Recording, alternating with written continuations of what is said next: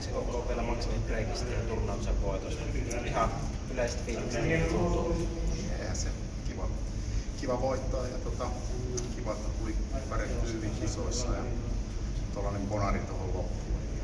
Se mukava. Millaisiksi koet nämä Joensuun olosuhteet? Joo, eihän nämä on tosi hyvät. Liukkaat oli pöydät tällä kertaa. Verrattuna muihin mestoihin, että se tavallaan helpottaa sitten. Täällä on niin hyvin hoidettu tämä systeemi aina ollut mukava tulla. Sä oot kiertänyt näitä ranking-kisoja, niin onko tarkoitus vielä jatkaa? Niin, joo, mä oon muutamat tällainen, en osaa sanoa. Se vaihtelee se fiilis sitten ja sen mukaan se osallistuminen niihin, että ei ole mitään tavoitteita sen suhteen.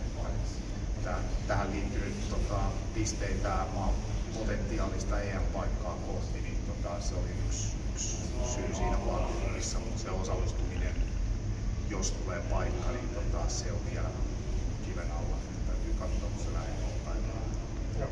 Ainakin näillä otteilla siellä varmasti EM-kisoissakin menestystä voisi tulla. Niin, joo. Nämä hetkelliset, tietenkin EM on niin viikon mittainen kisa, niin se on ollut tässä lähivuosina sellainen, pelimäärät vähenee, niin sellainen pitkäaikainen tasaisuus, että useampaa päivää, että se voi olla, niin kuin, ei yhtään ihmettelisi, että jos kuitenkin se huolen pelaa, niin se voi olla, että ei mistään.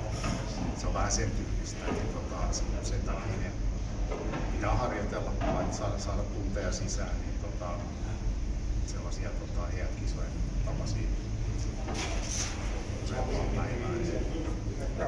Kiitoksia Robin ja onnittelut vielä kerran.